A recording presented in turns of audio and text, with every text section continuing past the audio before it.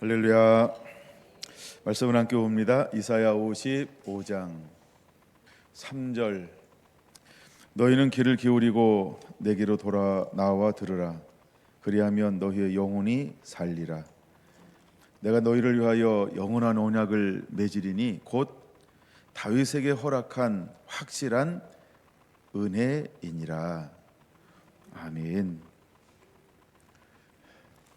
이사야 20번째 시간입니다. 제목은 여호와의 말씀을 듣고 행하기만 하라.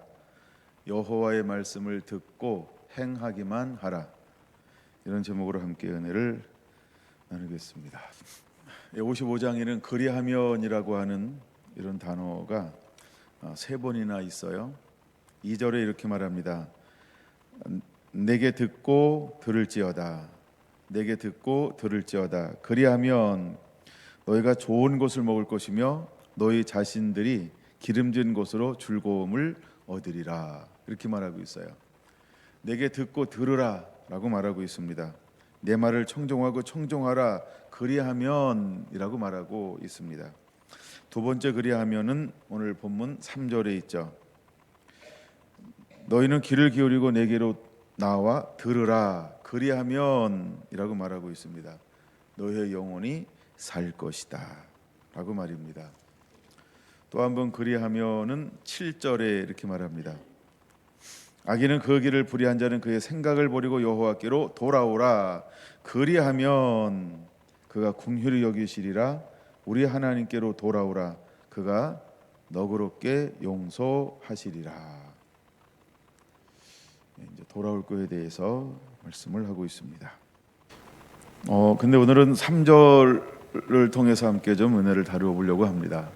하나님이 돌아오고 회복되어지는 이스라엘을 향하여서 또한 하나님의 종, 고난받는 종 예수님을 통해서 또 마지막 때의 사역자들을 통해서 신부를 통해서 두 증인을 통해서 하나님이 하고 싶은 것이 있다라고 말씀하고 있습니다. 그게 뭘까? 먼저 우리가 예수님을 통해서 주님이 하고 싶은 것, 그것이 있다라고 말합니다. 이거를 3절에는 이렇게 표현하고 있는 거죠. 곧 다윗에게 허락한 확실한 은혜니라. 이렇게 말하고 있어요.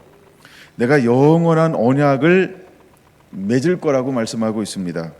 누구한테 영원한 언약을 맺는다라고 말하고 있을까요? 너는 귀를 기울이고 내게로 나와 들으라.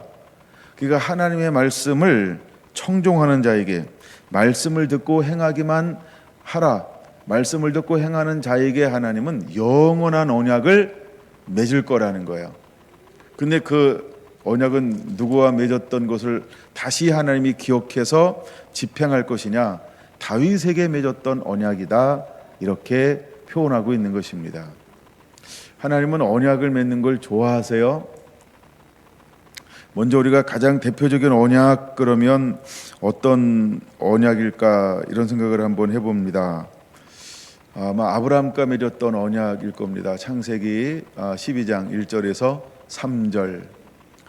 그래서 하나님께서 너로 말미암아 천하 만민이 복을 얻게 할 것이다 라고 하는 하나님의 아브라함에게 언약을 맺었죠. 그래서 천하 만민이 복을 얻게 할 거다. 내 후손이 하늘의 별처럼 바닷가의 모래알처럼 많게 할 것이다. 그럼 아브라함에게 이 언약을 맺는데 언약이 집행되어지고 시행되어지기 위해서 아브라함은 무엇을 써야 했을까? 하나님의 말씀을 듣고 그대로 행하기만 하면, 즉 순종하기만 하면 하나님은 너를 통하여서 내가 내 후손을 복을 줄 것이다. 또한 너를 통하여 천하 만민이 복을 받게 할 것이다. 근데 내 후손이 바닷가의 모래알처럼 하늘의 별처럼 많게 할 것이다. 또 너를 축복한 자에게 축복을 줄 것이지만 혹시나 너를 저주한 자가 있냐? 그럼 내가 그를 저주할 것이다. 하나님은 이런 언약을 맺으셨다는 겁니다. 아브라함이 나올 때는 호를 단신으로 나왔어요. 네, 그리고 시간이 지나면서 이삭을 하나님이 태의 열매로 주었습니다. 사라를 하나님께서 먼저 데려가시고 100년이나 더 살게 만들었죠. 예. 그러고 난 다음엔 아브라함을 통해선 많은 또 이렇게 자녀들을 하나님이 허락하십니다. 그리고 두 번째 언약 그러면 무슨 언약일까? 우리가 신의 산 언약 이렇게 부를 수 있습니다. 신의 산 언약. 신의 산 언약의 하이라이트는 아마 19장 출애굽기 19장 20장일 것입니다. 그래서 하나님께서 19장에서 이렇게 말합니다. 내가 너에게 아브라함에게 주었던 약속을 기억해서 400년이 지난 다음에 너를 돌아오게 할 것이다. 근데 들어갈 때는 70명 들어가는데 나올 때는 200만 명이 되어 나온다. 즉 나라의 기초를 또 나라를 이룰 수 있는 어떤 이런 인구의 증가, 이걸 하나님이 400년이라고 하는 그 고난과 역경 가운데서 하나님은 그들을 생육하고 번성하게 했고 또 하나님을 경외하여 낙태시키지 않는 십보라를 부하를 하나님이 엄청나게 축복해 줬던 사건이 기록되어져 있기도 합니다. 여러분 우리가 고난이라고 하는 것은 우리 입장에서 볼 때 어쩌면 원치 않는 것일 수 있지만 또 하나님은 일하시는 방법 중에 하나가 뭐냐하면 고난과 역경과 환난, 내가 원치 않는 모든 것을 버리고 이주하고 떠나가고 또 어떤 막 압제를 당하고 막 자유함을 잃어버리고 구속받고 막 이런 환경을 하나님이 허용하신다라고 하는 겁니다. 근데 거기서 만들어지는 것 중에 하나가 뭐냐하면 정화되어지는 그 스스로 부닥치면서 계속해서 그들은 무엇에 대한 초점을 모으기 시작을 했을까요? 아브라함의 하나님, 이삭의 하나님, 야곱의 하나님에게 약속, 언약했던 것을 기억해서 한 마음으로 모아지는 이런 움직력들이 또한 만들어졌다는 겁니다. 우리가 잘 봐야 되는 거죠. 우리가 이미 알고 있는 것처럼 광야를 나왔을 때 원망을 시작한 사람들은 이 사람들이 아니고 누구였다? 잡족, 섞여 있는 사람들에 의해서 원망이 누룩처럼 들어왔는데 이 사람들이 뭐가 연약한 사람들이 있었다? 하나님의 걔가 아브라함과 이삭과 야곱에게 언약했던 언약에 대한 이것에 대한 연약한 사람들이 있었죠. 근데 이 사람들이 무너지기 시작을 하는 거예요. 근데 나중에 이제 가데스 바네아에까지 이르러 가지고 각 지파의 족장들을 파송을 했단 말이에요. 근데 믿음이 연약한 사람들만 그 원망과 불평에 동조했는 줄 알았더니 나중에 보니까 누구도 하나님을 제대로 안 바라보고 있었던 거예요. 그러니까 아브라함의 하나님, 이삭의 하나님, 야곱의 하나님의 언약에 초점을 맞춰야 되는데 이 족장들이 잃어버린 게 뭘 잃어버린 거예요? 하나님의 말씀을 잃어버린 거예요. 하나님의 약속을 잃어버렸어요. 하나님의 언약을 잃어버렸어요. 그러니까 하나님의 말씀을 잃어버리니까 믿음이 없는 자는 구원받을 수 없는 것처럼 하나님에 대한 이 신뢰도가 떨어지는 사람을 가지고 하나님은 적과 꿀이는 가나안 땅으로 들어갈 수가 없었던 거죠. 근데 이 지도자들이 믿음 없는 말을 하는 동시에 온 백성들이 같이 하기 시작한 게 뭐였어요? 미혹당하고 유혹당하고 그들이 하나같이 하나님을 향하여 거부 반응을 보이기 시작하는 거예요. 그리고 그들이 이구동성으로 이렇게 핏겟을 들고 소리치기 시작합니다. 그쵸? 우리를 죽이소서 죽이소서. 참 참담한 일이 그 앞에 벌어지는 거예요. 여러분 이것이 오늘날 교회일 수 있다는 겁니다. 사단은 마지막 때의 교회를 다른 복음으로 무지막지하게 공격하고 우리를 흔들 겁니다. 여러분 우리가 일만 스승은 두지만 영적 아비가 없는 시대에 우리가 이미 접어 들어가고 있습니다. 많은 사람들은 스승을 따르길 원하는 거예요. 그러니까 스승을 따른다라고 하는 게 뭐 여러 가지가 있을 수 있어요. 근데 그 중에 하나가 이제 우리가 보여지는 걸 따라가고요, 들려지는 걸 따라가기 시작한다는 거예요. 근데 우리가 진리라고 하는 본질을 추구하는 것보다는 그냥 깔끔해, 좋아, 멋있어, 화려해, 명성 있어, 권위 있어, 뭐 하여간 뭐 이런 거 보여지기 좋은 거, 그다음에 들려지기 좋은 거예요. 논리적이야, 뭐 아주 뭐 편안해, 듣기 좋아, 나한테 은혜가 되네. 하여간 우리가 전부 다 초점이 나로부터 시작이 돼요. 이걸 다르게 말하면 세상적이요, 육적이요, 정욕적이요, 마귀적이니 이런 단어거든요. 근데 자기가 하는 거는 마귀적이라고 생각하지 않잖아요, 사람들이. 그렇죠? 남들이 하는 건 왜 저래? 이렇게 육적으로 해? 왜 저래? 저렇게 자기 생각대로 해? 왜 저래? 고집대로 해? 아이고 또 그런다. 이래가지고 나 빼고 다른 사람은 잘 보여. 근데 정작 누구는 잘 안 보인다? 나는 안 보인다. 나는 늘 티끌이고 남의 눈에 있는 들보를 보이니까 내 거는 잘 안 보여요. 근데 남의 거는 어때요, 여러분? 우리 훈수쟁이잖아요. 잘 보여요. 이게 마지막 때 미혹이라는 거예요. 그래서 우리가 말씀이 열려야 될 이유가 너무너무 중요한 이유를 가지고 있어요. 근데 하나님께서 19장에서 이스라엘 백성들을 세 가지로 불렀다 그랬잖아요. 하나님의 제사장의 나라로, 그다음에 하나님의 유업, 소유로, 그다음에 거룩한 백성으로 하나님이 이들을 불렀어요. 그럼 이들에게 하나님께서 하기를 원하는 게 뭐냐 하면 계명을 10개 딱 주고서 너 이거 지켜라 이렇게 말했어요. 물론 10개 딱은 아닌 거 다 아시죠? 예. 그래서 우리가 615가지의 율법을 하나님께서 우리에게 주시고 하라, 하지 말라라고 하는 이 율법을 우리에게 보여 주셨어요. 그래서 우리가 이 말씀을 듣고 지켜 행하기만 하면이라고 하는 하나님의 주시는 이 땅, 젖과 꿀 흐르는 땅에서 우리가 영원히 살 것이고, 그 다음에 내가 너의 나라를 통해서 흩어져 있는 그 다음에 이 땅에 있는 모든 열방을 내가 너를 통하여서 복이 흘러가게 만들 거야 라고 하는 하나님의 창대한 계획을 발표했단 말이에요. 근데 이 계획이 집행되지 못했다라고 하는 거예요. 왜 그러냐 하면 이스라엘 백성들이 한 번도 온전히 하나님을 순종하고 따른 적이 없었기 때문에 그렇죠. 세 번째 언약을 넘어가야 되는데 하나님께서 세 번째 언약을 우리가 어떤 언약이라고 보면은 바로 다윗의 언약이라고 이야기하는 것입니다. 다윗의 언약은 사무엘하 7장을 여러분 참고하시고요. 사무엘하 7장 이제 그 법궤를 다시 이제 갖다가 회복시켜서 다윗 장막을 만들었어요. 그러고 났더니 하나님께서 나단에게 찾아왔어요. 나단에게 찾아오셔서 하나님께서 환상 계시를 보게 하는 겁니다. 계시를 쭉 보게 하는 거예요.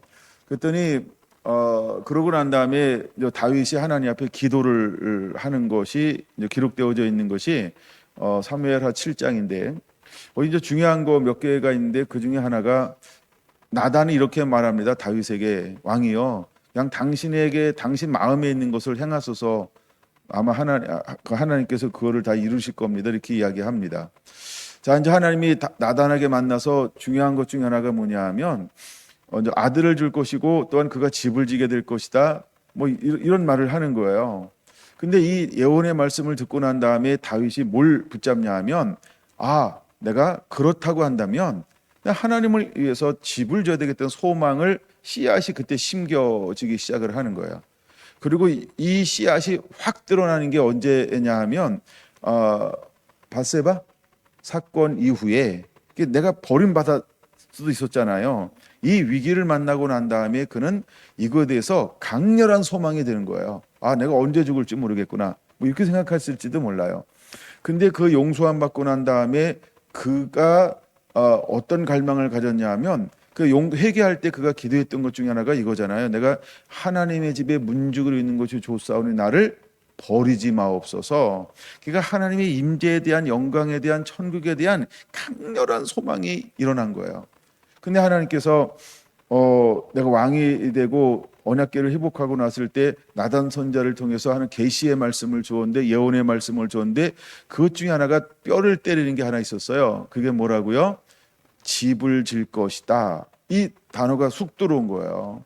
그래가지고 근데 그 집을 짓기 전에 이제 18장부터 쭉 보면 뭐가 기록되어져 있냐면 18장 보면 다윗이 어디로 가든지 이기게 하시더라.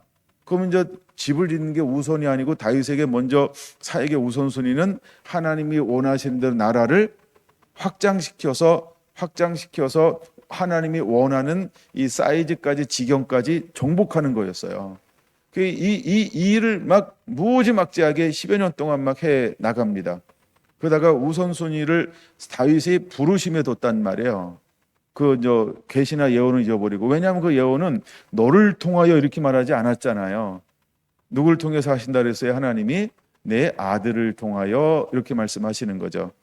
그래서 근데 자기가 이제 밧세바 사건으로 인해서 잃어버렸다가 회복되어지는 동시에 집을 짓고 싶은 강렬한 마음이 그 안에 들어오는 거예요. 그래가지고 어느 날 하나님 앞에 나가가지고 기도하는 거죠. 하나님, 내가 왕이 됐고 처음 저 나단 선지자를 통해서 음성을 들었을 때 하나님 집을 짓고 싶어 하시는데 제가 하나님 안에서 집을 짓고 싶습니다. 내가 나에게 집을 짓는 것을 내게 허락하시면 내가 기꺼이 그것을 하겠나이다 라고 하나님 앞에 기도를 한 거죠. 그랬더니 하나님이 다시 말씀하는 거예요. 아니야, 야 이제 너희 손을 봐라. 자기가 손을 딱 보는데 뭐가 보이는 거예요? 아, 거룩한 전을 하나님이 만들어야 되는데 나는 이 거룩한 전을 만들 수 있는 그런 그릇이 아니구나. 이걸 깨닫게 되어지는 거죠. 그래서 하나님께 또 하는 거예요. 그럼 내가 할 수 있는 게 무엇입니까? 이건요 내적인 구제를 하는 거예요. 내가 할 수 있는 게 무엇입니까? 그랬더니 내가 너에게 아들을 줄 것이라고 하지 않았느냐? 그가 내 이름을 위해서 나를 위하여 성전을 짓게 될 것이다. 아들을 준다고 아들을 주고 그를 위해서 하나님이 하겠다고 말하니까 그러면 나는 그럼 뭘 하지? 굉장히 지혜로운 사람이죠. 그래서 그 이후에 다윗은 뭘 하는 거예요? 성전을 지을 수 있는 내가 가지고 있는 힘과 권력과 영향력을 가지고요, 그걸 모으기 시작을 하는 거예요. 하나님은 우리에게 재정의 축복을 주는 것이 목적이 아니고 내게 준 축복을 내가 어떻게 사용하냐가 굉장히 중요한 거예요. 많은 사람들은 내가 건강하길 원해. 건강했어서 뭐 하려고? 가을 단풍 구경 다니고 막 이러려고요. 예. 그다음에 내가 돈 부자가 돼서 뭐 하려고요? 예, 부자가 있으니까 자기를 위해서 쓰고 사치하고 하고 싶은 거 다 하고 이렇게 하려고요. 그거는 하나님이 기뻐하는 목적이 아니라는 거예요. 근데 다윗은 하나님이 나를 부유케 하고 넉넉케 하고 정치적으로 군사적으로 경제적으로 뭐 정치적으로 막 이렇게 안정을 준 이유가 뭐냐? 그는 그냥 직감적으로 그걸 아는 거예요. 아, 하나님의 나를 부강하게 만든 이유는 하나님을 위해서라구나. 그래서 그는 밧세바를 취한 거 위에는 하나님 앞에 뭐하지 않았다? 그릇됨이 없이 살아낸 사람이 누구였어요? 다윗이었다라고 성경은 그를 기록하고 있잖아요. 예, 그러니까 그는 하나님이 주신 모든 축복을 그 다음부터 올로 전심을 다해서 사용하기 시작하는 거예요. 하나님의 집을 짓는 일에 자기의 재산을 전부를 내놓는 거예요.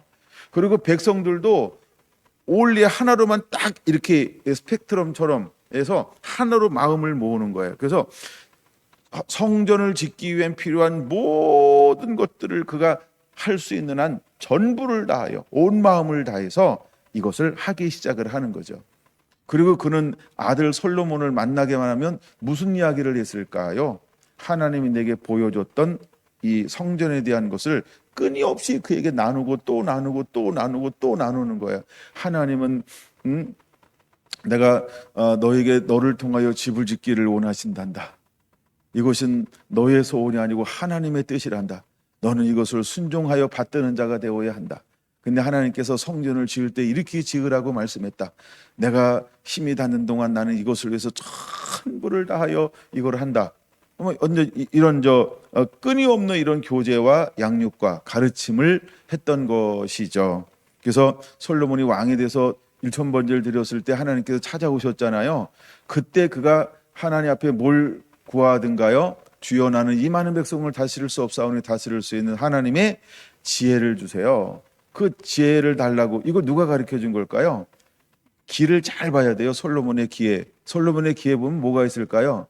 못지 하나 나올 거예요. 딱지처럼 앉아 있는 게 있어요. 누가 못을 박아놨을까요? 다윗 아버지가 못을 박아놓은 거예요. 그렇죠? 너는 너의 힘과 능으로 하려고 하지 말아라. 여러분 고린도 후서 1장 6장을 여러분 꼭 굉장히 중요한 겁니다. 내 힘과 능으로 자랑하려고 힘 있고 능력이 있다고 되는 게 아니고 우리가 난 아무것도 아니지만 내가 온전히 순종할 때 하나님이 그것을 하게 하실 거라고 하는 것. 근데 다윗은 이걸 아는 거예요. 내가 하나님 말씀을 듣고 청종하면 하나님이 모든 것을 하실 거라고 하는 그냥 그는 본능적으로 영적으로 그냥 아는 그런 상태까지 되어진 거죠. 그래서 세 번째 언약이 다윗의 언약이라고 하는 거예요. 근데 하나님께서 다윗의 언약을 이루어가는데 하나님은 다윗에게 하나님의 영으로 충만하게 했다라고 하는 것입니다. 이제 그 이후에 성전이 세워지기 시작을 합니다. 성전이 세워지기 시작을 하는데 언제 그 솔로몬 성전이 완공될까요? 959년에 완공이 되어집니다. 약간 7년에 걸쳐서 이제 성전이 지어지기 시작을 하는 거죠. 그래서 970년에 왕위에 올라가서 한 4년 정도 이렇게 이제 시간을 보내죠. 준비하는 시간. 그리고 곧바로 성전 짓는 작업을 966년에 시작을 합니다. 그리고 7년간에 걸쳐서 1차적으로 완공이 되는데 얼마나 하나님이 기뻐하든지, 그죠? 왜냐하면 하나님께서 보여주신 그대로 성전이 막 이 땅 가운데 지어지는 거예요. 근데 이 성전이 얼마나 갈까요? 언제 무너지나요? 완전히 파쇄되어지는 게, 해파되어지는 게 586년에 해파되죠. 그러면 959년 마이너스 586년 하면은 몇 년간 가는 거예요? 뭐 약간 차이는 있습니다. 근데 약간 370년 간다. 373년 정도 솔로몬 성전이 가는 거예요. 여러분 잘 봐야 됩니다. 보이는 성전도 무너질 수 있다. 두 번째, 보이지 않는 성전도 무너질 수 있다. 뭐 시간 되면 좀 살펴볼게요. 근데 보여지는 성전이 373년 동안 가다가 이렇게 무너졌단 말이에요. 근데 무너지는데 왜 성전이 무너질까요? 다윗에게 언약을 맺었단 말이에요. 하나님이 시내산에서 언약을 맺었어요.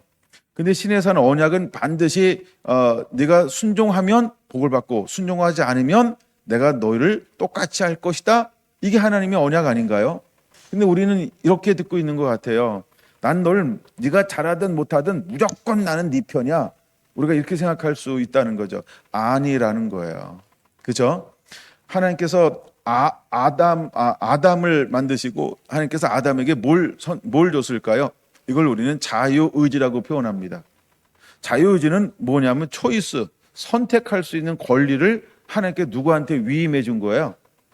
하나님의 형상으로 만든 사람에게 선택할 수 있는 권리를 위임해 주었다는 거예요. 그러니까 내가 할 수도 있고 내가 하지 않을 수도 있고 이런 거예요. 내가 순종할 수도 있고 순종하지 않을 수 있는 자유권을 하나님은 우리에게 뭐 한 거예요? 위임해 준 거예요. 그래서 사단이 와서 뭘 할 수 있는 거예요? 흔들는 역할을 할 수 있는 거예요. 왜 그는 속이러 찾아올까요? 왜 그는 미혹하려고 찾아올까요? 우리에게 뭐가 있는 걸 알아요? 사단은 자유의지가 있는 걸 알아요. 내가 하고 싶으면 할 수 있고 하고 싶지 않으면 안 해도 돼. 이걸 누가 가지고 있는 거예요? 하나님의 형상을 입은 사람들이 이걸 다 가지고 있는 거예요. 그들이 사단이 그렇지. 야 이거 한번 흔들어 보자. 언제까지 할까? 야 뭐 언제까지야? 기한이 있니? 될 때까지 해야지 야. 이래가지고 될 때까지 흔들기 시작하는 거예요. 될 때까지. 이게 사단이 우리를 향한 유혹입니다. 우리 그걸 알아야 돼요. 나 한 번 물리쳤어. 나 두 번 물리쳤어. 야 나 10년째 물리치고 있어. 안 됩니다. 오늘 깨워 있어야 됩니다. 이 사도 바울이 고백하잖아요. 그렇죠? 내가 버림받을까 두려워하노라 하면서 그런 날마다 깨어 있잖아요. 그는 표대를 향하여 뒤에 있는 거 다 잊어버리고 또다시 첫마음으로 달려가잖아요. 왜 무엇 때문에 그렇게 하는 거예요? 사단이 어떤 존재인지 아는 거예요. 내가 10,000번 승리했어. 그래서 10,000번 승리한 탑 이제 거대한 트로피를 내가 받은 거야. 이거 내가 집에 갖다 딱 놨다. 그럼 만 한 번째 사단은 안 올까요? 사단은요. 징글징글해서 포기할 줄 모르는 존재가 사단이에요. 사단은 우리를 미혹하고 유혹하고 흔드는데요. 포기하지 않아요. 절대 포기하지 않아요. 사단은요. 그걸 알아야 돼요. 여러분 우리가 승리했다고 끝나는 거 아니에요. 선자는 넘어질까 주의하라. 우리가 자만이나 교만은 그래서 오는 거예요. 야 이제 됐어. 한숨 돌리자. 야 쉬었다 하자. 그러면 사단이 그걸 알아요. 그런 걸 아는 거예요. 그러니까 내 생각으로 하면 넘어진다는 거예요. 그래서 예수님이 넘어지지 않은 이유는 간단합니다. 나사 세 바퀴 반 풀어서 그런 거예요. 나사 세 바퀴 반이 뭐냐 하면 자기 생각으로 하지 않았어요. 이제 제가 잘 보잖아요. 그거를요. 요한복음 8장에서부터 19절, 30절, 8장 28절, 29절. 하도에서 그냥 외웠어요. 스스로 아무것도 행하지 않았기 때문에 예수님은 뭐 하신 거예요? 온전할 수 있었고 흠도 없을 수 있고 점도 없을 수 있고 하나님이 가장 기뻐하는 자가 될 수 있었던 거예요. 근데 가끔 우리는 뿔 따고 날 때가 있잖아요. 그렇죠? 뿔 따고 나는 것을 고린도전서 2장과 3장을 보면 뭐라고 하는 걸까요? 너 아직 어른 됐다가 애어른 됐다 막 이런다 이런 거예요. 그래서 6으로 했다가 0으로 했다 이러니까 너무너무 좋아 이러다가 으이씨 막 이러고 이건 6이에요. 그러니까 우리가 왔다 갔다 하잖아요. 그러니까 우리가 시기와 질투가 있으면 이란 거 이건 단단한 걸 먹을 수가 없어요. 그게 감당해낼 수가 없게 되어지는 거죠. 근데 하나님은 마지막 때 우리에게 뭘 세우기를 원하냐면 그런 언약을 세우기를 원한다라고 하는 겁니다. 그 다음에 성전에 한번 성전 좀 더 볼까요? 그 다음에 성전을 세우는데 누구를 통하여 하나님의 성전을 세울까요? 70년 바벨론 포로에서도 돌아오면서 수르바벨과 여호수아를 통하여서 성전이 재건되어지기 시작을 합니다. 520년부터 516년 동안 이 재건 작업을 벌이기 시작합니다. 물론 회복은 538년에 회복이 됩니다. 근데 막 주변의 반대 때문에 이거 할 수가 없는 거예요. 그래서 10여 년 동안 이것이 그냥 멈춰져 있었단 말이에요. 근데 또다시 그들이 성전을 재건했습니다. 중요한 겁니다. 여러분, 성전을 지었다라고 하는 게 중요합니다. 근데 솔로몬 성전과 수르바벨의 성전이 큰 차이가 하나 있다는 거예요. 물론 여러 가지가 있는데 그 중에 하나가 뭐냐면 법궤가 있다 없다. 법궤가 있다 없다. 이게 이제 큰 차이가 생겼다라고 하는 겁니다. 그런데도 불구하고 수르바벨에서 하나님께 예배를 올리는데 예배가 하나님께 올라갔을까요? 안 올라갔을까요? 잘 올라갔죠. 잘 올라갔죠. 근데 끝까지 올라가면 얼마나 좋겠어요. 그렇죠? 근데 올라갈 때가 있는데 또 올라가다가 뭐 할 때도 있어요? 미끄럼 탈 때도 있고 막 그래요. 예.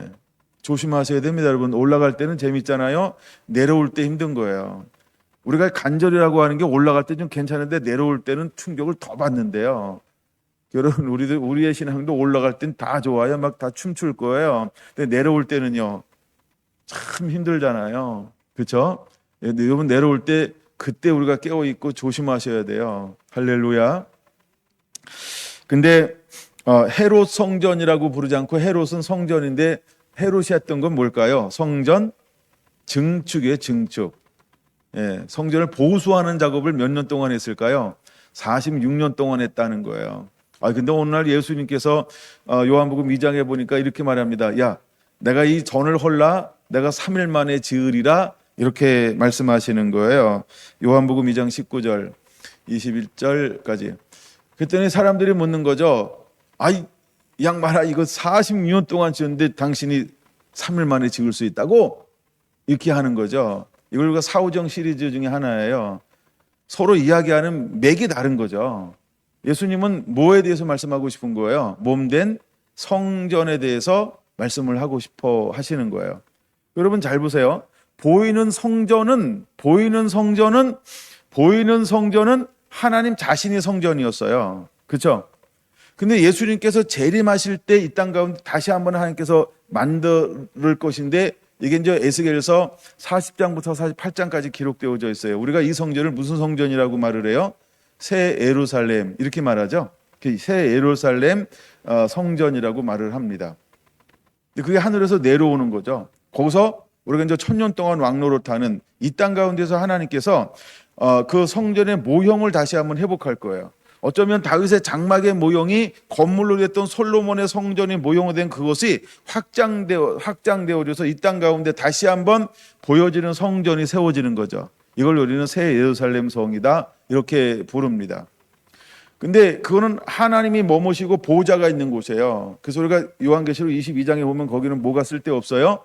태양도 빛을 잃고 달도 빛을 잃고 별도 별 볼 일 없대요. 왜요? 그보다 더 밝고 투명하신 누가 계신 거예요? 하나님 창조주의 근본이신 그분이 거기를 자정하고 있기 때문에.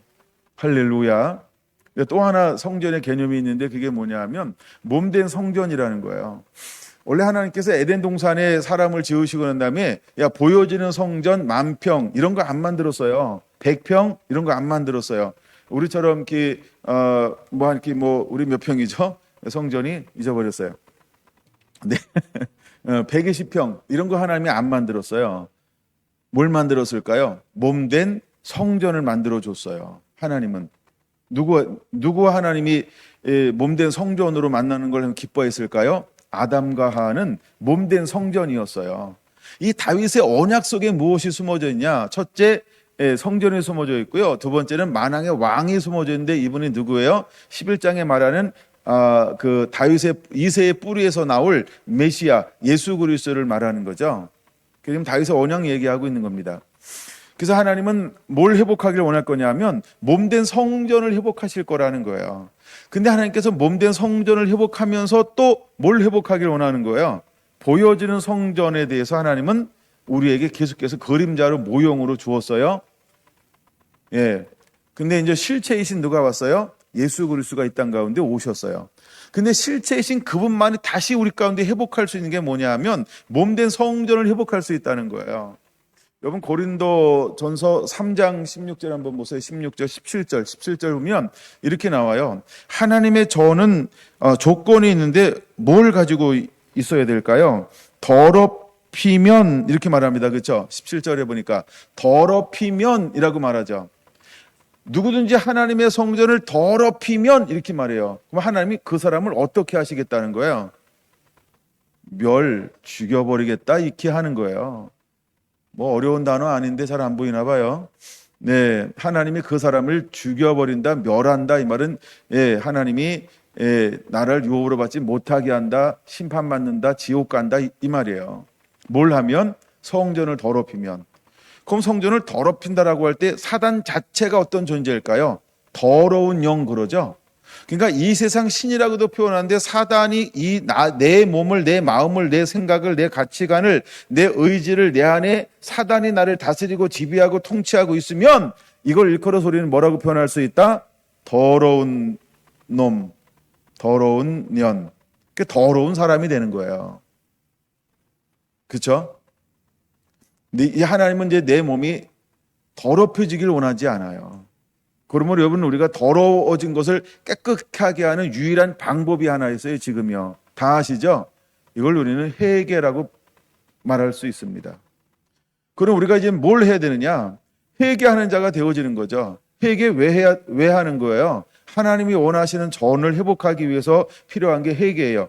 근데 예수님께서 오셔서 십자가에서 피 흘려 죽기까지 죄를 담당하기 전까지는 우리의 힘과 능으로 할 수가 없어서 하나님이 예비적인 그림자로 뭘 허용한 거예요? 야, 너를 대신해서 피 흘림을 통해서 죄를 씻어라 이렇게 말했어요. 여기 피에는 뭐가 있으니까 하나님이 피를 흘리라고 말했을까요? 생명이요. 너를 위해서 누군가 대신 피를 흘려주면, 즉 너를 위해서 누군가 죽어주면 내가 너 죄를 사할게. 이게 구약적 방법이었어요.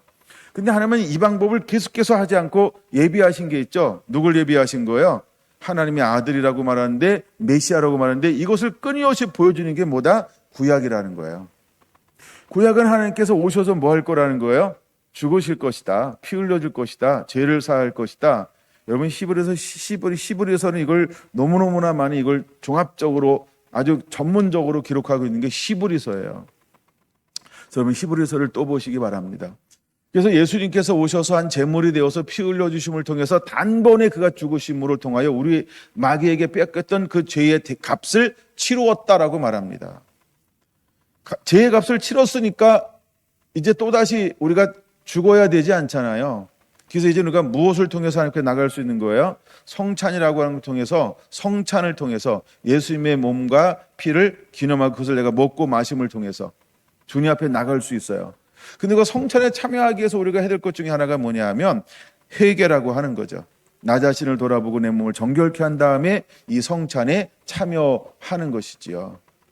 여러분 천국에 가까웠다라고 했을 때 예수님이나 그 길을 예비하는 세례 요한은 똑같은 걸 우리에게 말씀하고 있다는 거예요. 천국이 가까웠다. 천국에 가까웠으니까 야 나와라 이렇게 했을까요? 아니죠. 천국에 가까웠으니까 뭘 해야 된다고요? 회개하라 천국이 가까웠느니라. 그러니까 천국에 가까이 왔는데 그냥 왔으니까 아무나 들어갈 수 있는 게 아니고 어떤 사람만이 천국에 들어갈 수 있다? 회개한 사람만이 들어갈 수 있다. 그래서 세례 요한이 이 땅 가운데 와서 한 게 뭐라고요? 물로 죄사함을 하는 세례를 베풀었다는 거예요. 근데 이 사람들이 예수님께로 나오기 시작을 했고 예수님을 만나게 되어지는 것이죠. 여러분 우리 안에 회개는 굉장히 중요합니다. 여러분 딴 거 찬양을 잘 못해도 상관없어요. 먼저 여러분들 회개는 절대 놓치지 마세요. 제발 회개하셔야 됩니다. 여러분 회개는 반드시 해야 됩니다. 회개하지 않으면 천국은 와도 나랑 상관이 없어요. 없어졌네요. 내 몸을 더럽히면 내 몸이 성전인데 내 몸을 더럽히면 하나님이 그 사람을 멸하시리라 라고 고린도전서 말씀하고 있다는 거예요. 3장 17절이요. 여러분, 더러움에서 여러분들이 벗어나야 할 줄로 믿습니다. 그럼 두 번째 주님께서 우리에게 요구하는 게 있어요. 두 번째 뭘 요구하나요? 내 몸은 하나님의 전이니 거룩하게 하라. 그러면 너희도 거룩하리라. 내 몸이 하나님의 전이라는 거예요. 그러니까 나보고 뭘 하라고 말씀하고 있는 거예요. 17절이요. 내 몸을 거룩하게 하라는 거예요. 왜? 내 몸이 뭐라고요? 성전이라는 거예요. 이제 우리는 이것이 다윗의 언약입니다. 여러분, 우리 안에 이것이 회복되어지는 은혜가 임해야 할 줄로 믿습니다. 우리가 거룩하게 하는 방법은 그냥 단순한 겁니다. 하나님 우리에게 어떤 젖을 사모하라고 말했어요? 신령하고 순전한 젖을 사모하라는 거예요. 신령하고 순전한 젖을 사모하라는 거예요. 신령하고 순전한 젖을 사모하래요. 여러분, 순전한 젖 그러면 우리가 생각해야 됩니다. 섞으면 안 된다는 거예요. 그러니까 내가 원하는 걸 먹는 게 아니고 하나님이 그 시에 주고 싶은 걸 우리에게 공급하는 거예요. 할렐루야. 하나님은 광야에서 백성들이 원하는 걸 공급하지 않고 하나님이 원하는 걸 그들이 공급했단 말이에요. 여러분 잘 생각해 보세요. 만약에 광야에서 자기들이 원하는 걸 하나님께서 주셨다 그러면 어떻게 됐을까요? 40년 동안 그들은 못 살아요. 그걸 사람들이 모르는 거예요. 그러니까 이게 너무너무 밀어난 건데 내 방법으로 하면 되겠지, 살겠지. 근데 어떻게 될까요? 죽습니다. 하나님의 방법으로 해야 광야 40년을 통과할 수 있고 이겨낼 수 있고 살 수 있는 거예요. 근데 우리는 내 방법으로 하려고 해요. 내 방법으로요. 그래서 사람들이 죽어나가는 거예요. 근데 하나님께서 40년 동안 공급한 게 뭘 공급한 거였다고 그러죠? 신령한 만나와 신령한 음료를 공급한 거예요. 그럼 내가 만드는 건 신령한가요? 그럼 내가 만든 걸 하나님이 이렇게 올려놨어. 십자가 밑에다 놨어. 그리고 하룻밤을 지냈어. 그리고 먹었어. 그럼 신령해질까요? 그렇죠? 뭔 이상한 소리를 다 하고 있네 이래야 돼요.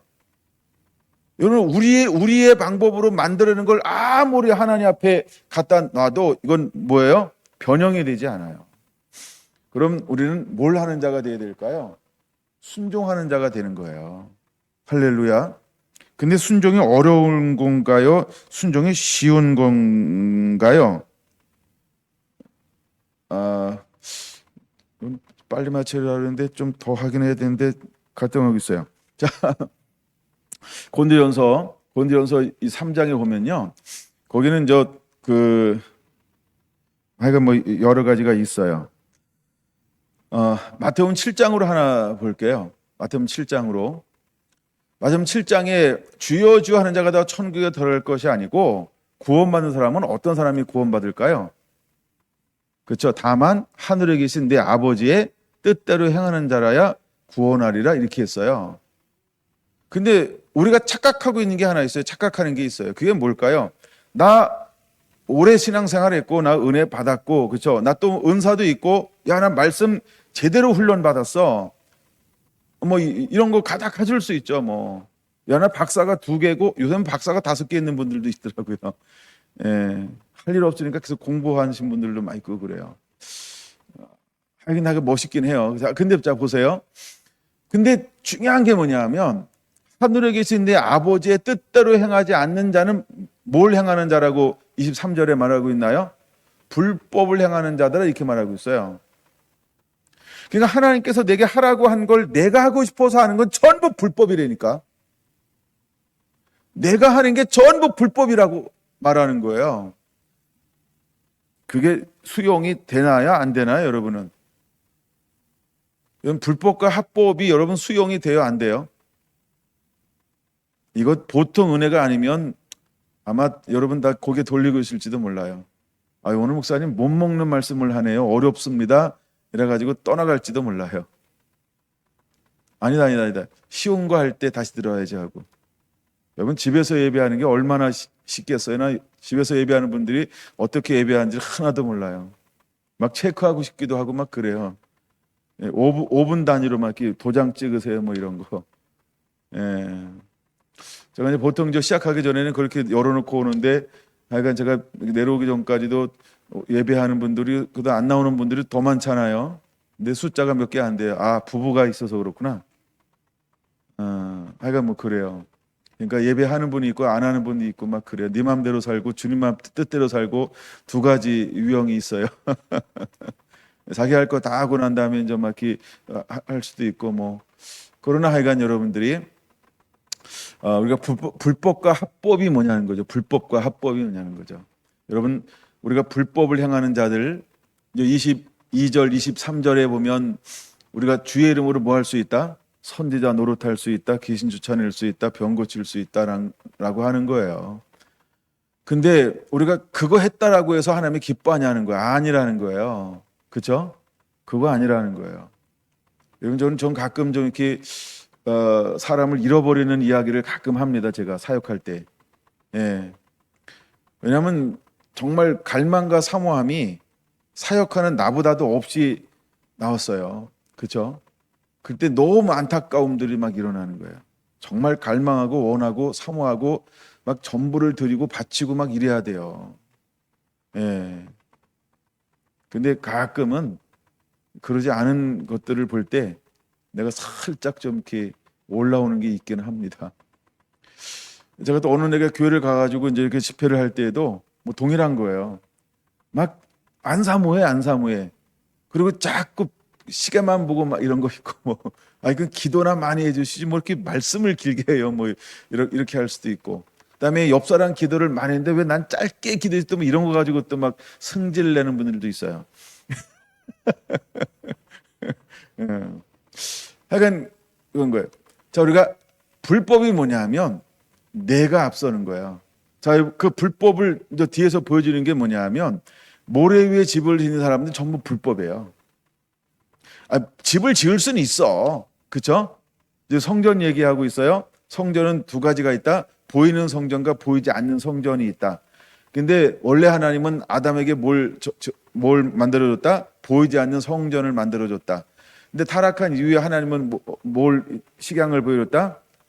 보이지 않는 성전에 돼야 되는데 아직 죄 때문에 그렇게 할 수 없으니까 보이는 성전을 만들어 주었다는 거예요. 그래서 그것을 보이게 만드는 게 모세의 장막이죠. 모세의 희막입니다. 그래서 그걸 만들어서 거기에 지성소라고 하는 가장 거룩한 곳을 만들었어요. 그리고 성소라고 하는 거룩한 곳을 만들었어요. 거기에만 임할 수 있는 게 뭐예요? 세키나의 영광, 하나님의 오리지널 영광은 그 거룩한 그곳에만 임할 수 있어요. 근데 그곳은 1년에 딱 한 번만 사람이 들어갈 수 있고, 그것도 하나님의 말씀에 온전히 순종해서 거룩한 상태에서만 들어갈 수 있고, 그래서 대제사장의 이마에는 뭐가 써있다 그랬어요? 여호와께 성결. 그리고 우리가 앞에 나간다라고 하는 건 뭐냐면 성결하지 않으면, 주님이 원하는 수준에 정결하지 아니하면 나갈 수 없는 그 분이라는 거죠. 그래서 우리가 보이는 성전도 굉장히 중요하고 보이지 않는 성전도 굉장히 중요하다. 근데 하나님은 이 두 가지를 하나님은 회복하기를 원하신다라는 것입니다. 근데 이 땅 가운데 마지막 때 일어나는 현상이 뭐냐 하면 모래 위에 사람들이 집을 자꾸 짓는다는 거예요. 예. 요즘엔 사우디아라비아에서 새로운 도시를 건설한다고 이야기하잖아요. 근데 그 집이 어디다 짓는 건지 아시죠? 그 모래 위를 말하는 것이 아닙니다. 네.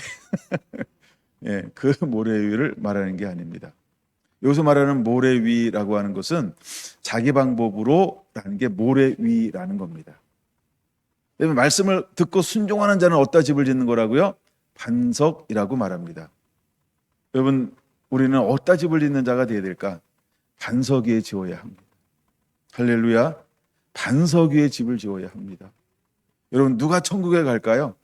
반석 위에 집을 짓는 자가 천국에 갑니다. 아멘. 그래서 하나님은 우리에게 이 다윗의 언약을 기억하라고 말씀하고 있습니다. 여러분, 반석 위에 집을 짓는 자가 되기를 원합니다. 순종하는 자가 되기를 원합니다. 아버지를 기쁘게 하는 자가 되기를 원합니다. 마지막 때 반드시 뭐가 올 거냐 하면 금이나 은이나 보석으로 집을 지어요. 그 다음에 나무나 풀이나 지프로 지은 사람이 있어요. 금이나 은이나 보석은 무엇일까요? 말씀의 순종으로 짓는 거예요. 나무나 풀이나 지프로 짓는 것은 무엇으로 집을 짓는 걸까요? 내 생각으로, 내 뜻대로, 내 마음대로, 내가 하고 싶은 대로, 내가 한번 이거 평생 해보고 싶었어, 그걸로 하는 사람들은 전부 무너지게 될 거라는 거예요. 하나님의 일은 그렇게 하는 게 아니라는 거예요. 여러분, 하나님은 모른다 그러면 말씀대로 순종하는 거예요. 우리가 말씀대로 순종하는 자가 되기를 예수님의 이름으로 축원합니다. 이게 다윗의 언약이라는 거예요. 그래서 주님은 6절에 말하는 거예요. 너희는 여호와를 만날 만한 때에 찾으라, 가까이 계실 때에 그를 부르라. 그러면 악인은 뭘 버려야 됩니까? 그 길이 뭘까요? 너의 삶의 방식을 버리라는 거예요. 너의 삶의 방식, 너의 생각의 방식, 내가 습관의 방식을 버리고 나를 쫓으라라고 주님은 우리에게 말씀하고 있어요. 또 두 번째 뭘 버려야 될까요? 야, 너는 생각을 버리고 이렇게라고 말합니다. 내 길도 버리고 생각도 버려야 하는 것입니다. 그리고 여호와께로 돌아오는 것입니다. 그러면 하나님께서 어떻게 하시겠다고요? 널리 용서해 주시리라 라고 말씀을 하고 있는 것입니다.